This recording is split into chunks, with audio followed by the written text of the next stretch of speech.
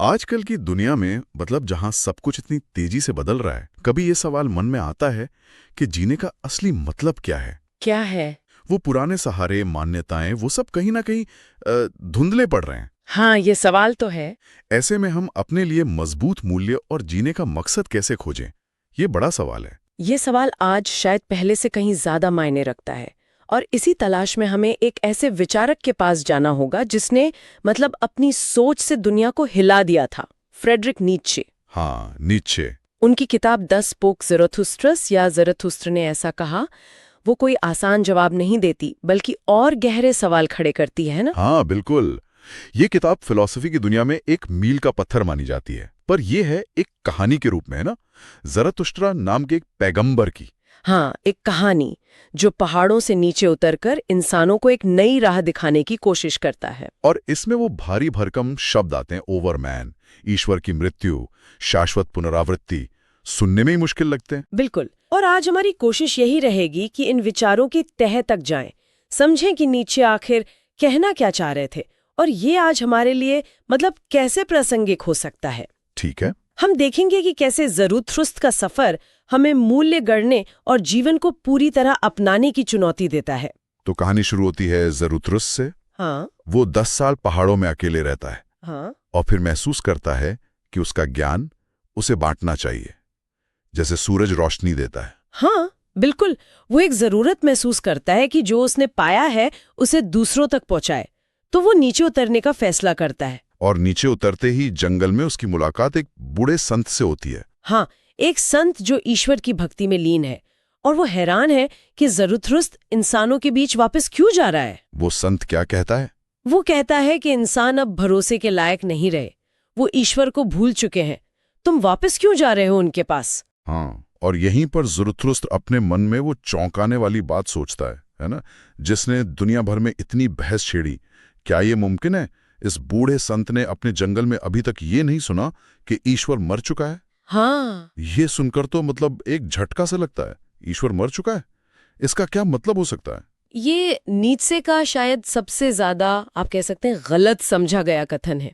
इसका मतलब ये नहीं कि कोई भगवान थे और वो सचमुच मर गए। अच्छा। नीत्शे का इशारा था कि आधुनिक युग में खासकर विज्ञान और तर्क के बढ़ने से वो ईश्वर वाली अवधारणा, वो आइडिया जो सदियों से पश्चिमी सभ्यता और नैतिकता का मतलब केंद्र था, हाँ। वो अब अपनी पकड़ खो चुका है।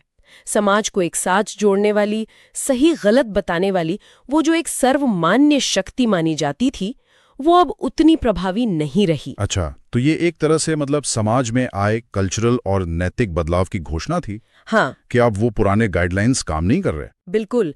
नीत्शे देख रहे थे कि ईश्वर के हट जाने से एक शून्य पैदा हो गया है, एक खालीपन। अब सवाल यह था कि इस शून्य को भरेगा कौन? अगर ऊपर से कोई बताने वाला नहीं है कि कैसे जीना है, क्या सही है, क्या गलत है, तो फिर जीवन का अर्थ और मूल्य कहाँ से आएंगे? हाँ, ये तो बड़ा सवाल है। नीत्शे का असली धमाका यही सवाल है। जब पुरानी दिशा देने वाली ताकतें कमजोर हो जाएं, तो आप खुद मतलब इंसान खुद अपने जीवन का अर्थ और दिशा कैसे बनाएगा?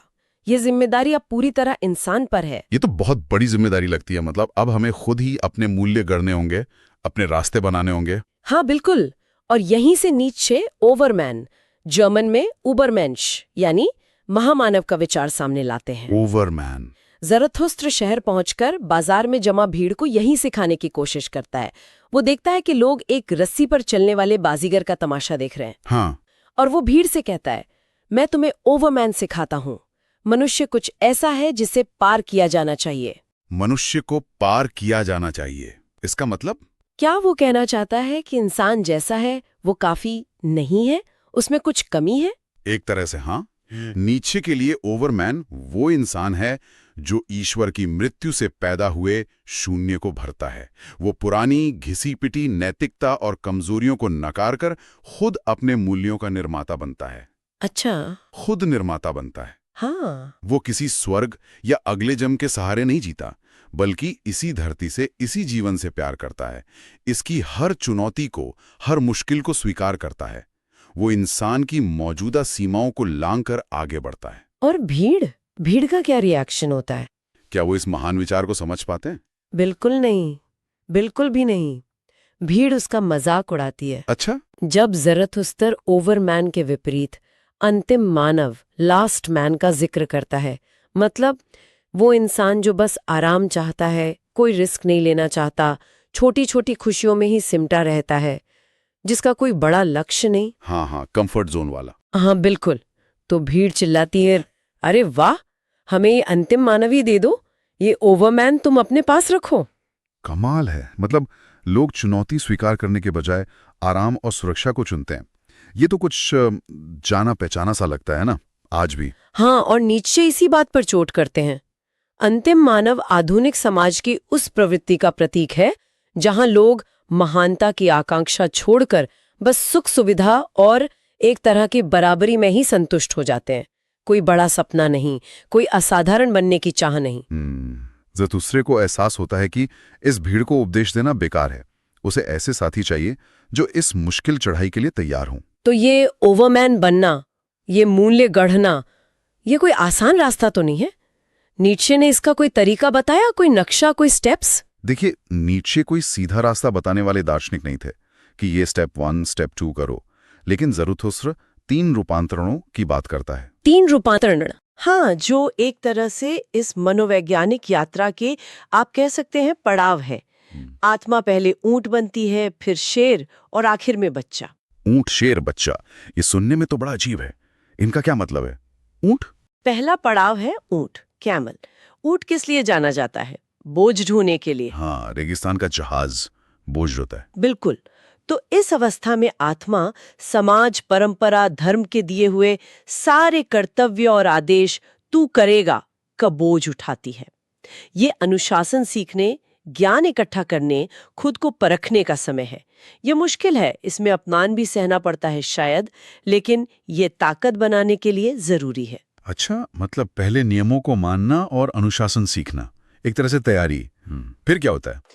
फिर रेगिस्तान के एकांत में वो बोझ ढोने वाला ऊंट शेर बन जाता है। शेर? शेर आजादी और विद्रोह का प्रतीक है। वो पुराने मूल्यों के ड्रैगन जो हमेशा कहता है तू करेगा, उसके खिलाफ दहाड़ता है, नहीं मैं करूंगा। अच्छा, मैं करूंगा। हाँ, वो पुरानी जंजीरों को तोड़ता है, स्थापित मान्यताओं पर सवाल उठाता है, वो ना कहना सीखता है। ये किसी चीज से आजादी है, नेगेटिव फ्रीडम जिसे कहते हैं। लेकिन क्या सिर्फ विद्रोह करना काफी है? पुरानी चीजों को तोड़ देना ही मंजिल है, इससे नया कुछ बनता तो नहीं? बिल्कुल सही पकड़ा आपने। नहीं, नीचे कहते हैं कि शेर की एक सीमा है। वो नष्ट तो कर सकता है, तोड़ सकता है, लेकिन नए मूल्यों का निर्माण नहीं कर सकता।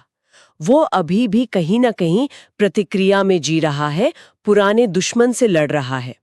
सृजन के लिए, कुछ नया बनाने के लिए एक और रूपांतरण जरूरी है, बच्चे का। बच्चा? बच्चा कैसे सृजन कर सकता है? वो तो खेलता है बस। हाँ, बच्चा मासूमियत, भूलने की क्षमता और खेल का प्रतीक है। वो अतीत के बोझ से मुक्त है। जहां शेर नहीं कहता था, बच्चा एक पवित्र हाँ कहता है। पवित्र हाँ? हाँ, जीवन को, नई संभावनाओं को, अपनी इच्छा को। वो खेल खेल में अपनी दुनिया बनाता है, अपने नियम गढ़ता है। वो मैं हूं वाली अवस्था है। ये किसी चीज के लिए आजादी है, सृजन की आजादी, पॉजिटिव फ्रीडम। अच्छा। ओवरमैन बनने के लिए ये बच्चे जैसी सृजनात्मकता, ये हाँ कहने की क्षमता चाहिए। नीचे का एक कोट है, सृजन के खेल के लिए आत्मा को एक पवित्र हाँ कथन की आवश्यकता है। ये तो मन के अंदर चलने वाली यात्रा हुई, ऊंट, शेर, बच्चा।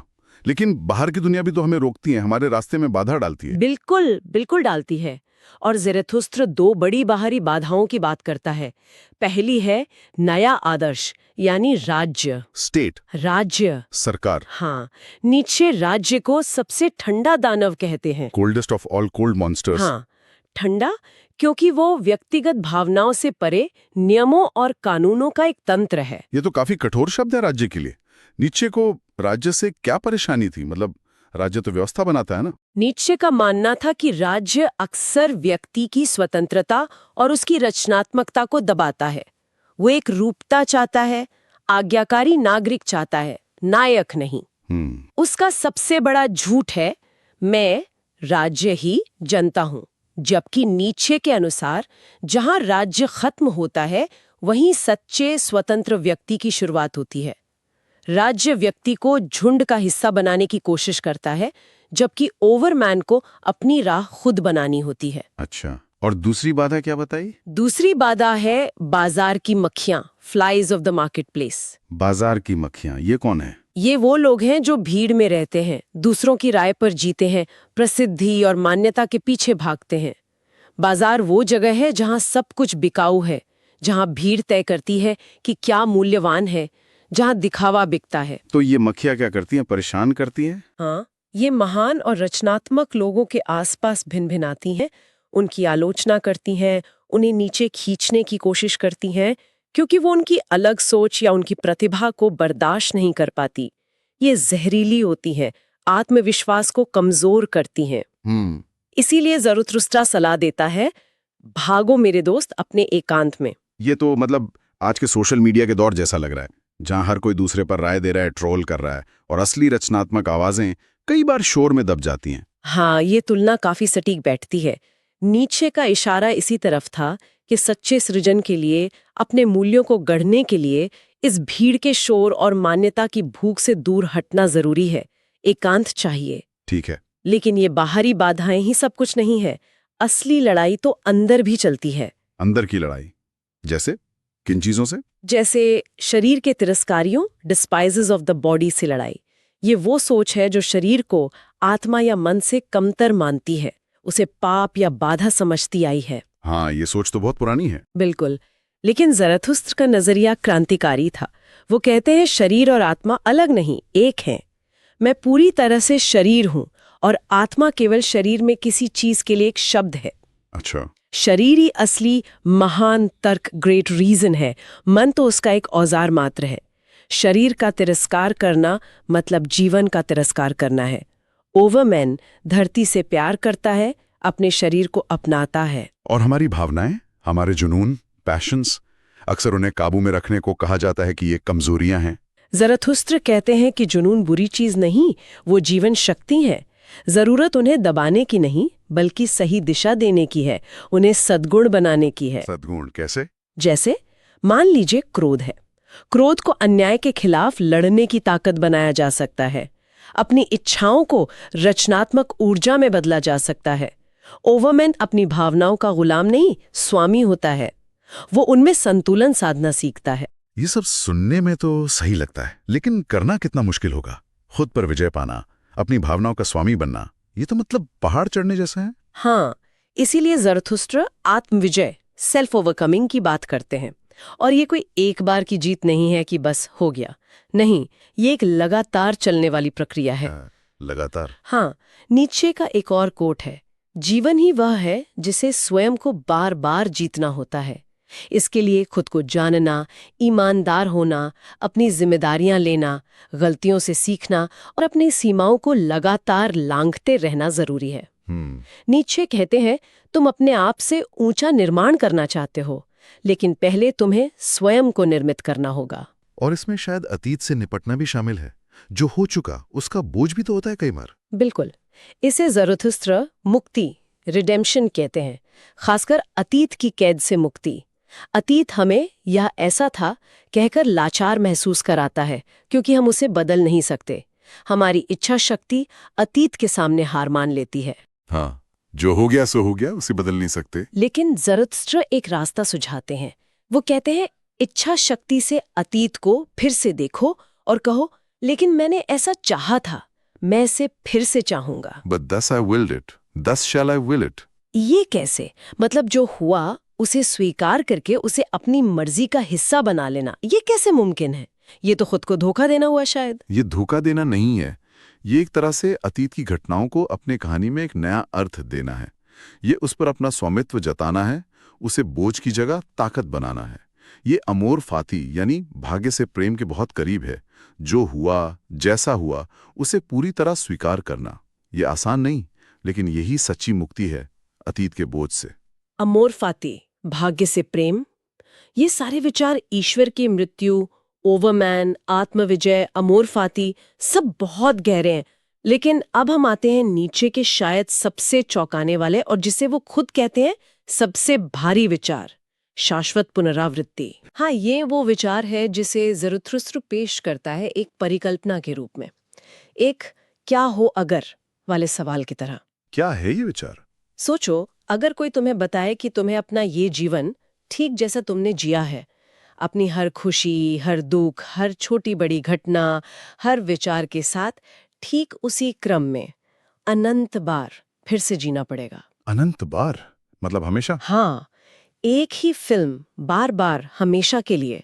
नीचे लिखते हैं ये मकड़ी और ये चांदनी और ये क्षण और मैं स्वयं, सब कुछ हूबहू वापस आएगा। बाप रे, ये सुन के तो मतलब रोंगटे खड़े हो गए। मतलब हर गलती, हर पीड़ा, सब कुछ अनंत बार दोहराया जाएगा। हाँ, और नीचे का सवाल ये है, इस विचार को सुनकर तुम्हारी प्रतिक्रिया क्या होगी?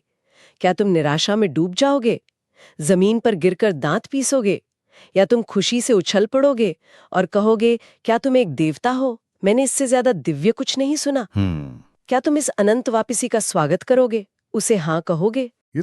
ये तो जीवन जीने के तरीके को पूरी तरह बदल देने वाला सवाल है। अगर पता हो कि हर पल हमेशा के लिए दोहराया जाएगा, तो शायद हम उसे ज्यादा ध्यान से, ज्यादा जिम्मेदारी से जिएंगे। हर पल मायने रखने लगेगा। बिल्कुल, यही नीचे का मकसद है। अगर तुम्हारी प्रतिक्रिया निराशा है, तो इसका मतलब है कि तुम अपने जीवन से संतुष्ट नहीं हो, तुम अतीत के ये ऐसा था में फंसे हो, तुम चाहोगे कि कुछ अलग होता। हाँ। लेकिन अगर तुम खुशी से इसका स्वागत करते हो, तो इसका मतलब है कि तुमने जीवन को उसकी समग्रता में स्वीकार कर लिया है, हर सुख दुख को अपना लिया है। तुम कह रहे हो हाँ, मैं ये जीवन ठीक ऐसा ही अनंत बार जीने को तैयार हूँ। ये अमोर फाती की पराकाष्ठा है। और यही ओवरमैन की निशानी है, जीवन को इस हद तक स्वीकार करना, उसे हाँ कहना। हाँ, कह सकता है। ये विचार एक तरह का अल्टीमेट टेस्ट है। ये हमें कोई बाहरी नियम नहीं देता, बल्कि एक आंतरिक नैतिक दिशा देता है। हर पल को ऐसे जियो जैसे तुम चाहोगे कि वो अनंत काल तक लौटे। ये कोई वैज्ञानिक दावा नहीं है ना? नहीं, ये एक विचार प्रयोग है, एक फिलोसॉफिकल टूल है, लेकिन ये बहुत शक्तिशाली है हमें अपनी जीवन के प्रति प्रेम और जिम्मेदारी सिखाने के लिए। और ये हमें उस महान दोपहर, ग्रेट नून की तरफ भी ले जाता है, वो क्षण जब इंसान अपनी पुरानी सीमाओं को तोड़कर ओवरमैन बनने की दहलीज पर खड़ा होता है, एक बड़े बदलाव का क्षण। तो आज हमने ज़रथुस्त्र के साथ एक जबरदस्त, मतलब गहरी यात्रा की। पहाड़ों से नीचे उतरकर ईश्वर की मृत्यु की घोषणा सुनने से लेकर ओवरमैन और अंतिम मानव के फर्क को समझने तक। हाँ, फिर वो 3 रूपांतरण, ऊंट, शेर और बच्चा, और फिर राज्य और भीड़ जैसी बाहरी बाधाएं और शरीर, जुनून जैसी आंतरिक बाधाओं को पहचानते हुए आत्मविजय और मुक्ति के रास्ते को जानना। और अंत में ये शाश्वत पुनरावृत्ति के बहुत भारी विचार का सामना किया। नीचे हमें तैयार जवाबों की थाली नहीं परोसते, वो हमें उकसाते हैं, चुनौती देते हैं, सवाल पूछने के लिए, खुद सोचने के लिए, और सबसे बढ़कर अपना अर्थ, अपने मूल्य खुद गढ़ने के लिए। ओवरमैन कोई मतलब एलियन स्पीशीज नहीं है, वो हम सबके अंदर छिपी एक संभावना है, खुद को बेहतर बनाने की, नए मूल्य रचने की, और जीवन को जैसा भी वो है पूरे दिल से, पूरी शिद्दत से हाँ कहने की। हमने शुरुआत की थी इस सवाल से कि आज की दुनिया में जीने का मकसद और मूल्य कैसे खोजें। तो क्या ज़रथुस्त्र का जवाब शायद इसी आत्मसृजन, इसी जीवन स्वीकृति में है कि हर पल को ऐसे जियो जैसे वो अनंत काल तक गूंजेगा। हाँ, कहीं ना कहीं इशारा उसी तरफ है, जिम्मेदारी लेने में, बनाने में और हाँ कहने में। तो जाते जाते एक सवाल श्रोताओं के लिए छोड़ जाते हैं, जो नीचे के इसी विचार से जुड़ा है। हाँ जरूर। ये जानते हुए कि आपका हर पल, हर चुनाव अनंत काल तक दोहराया जा सकता है, आज आप ऐसा कौन सा एक काम या बदलाव करेंगे जो इस अनंत वापसी की संभावना के प्रति आपकी सबसे गहरी हाँ को दर्शाएगा।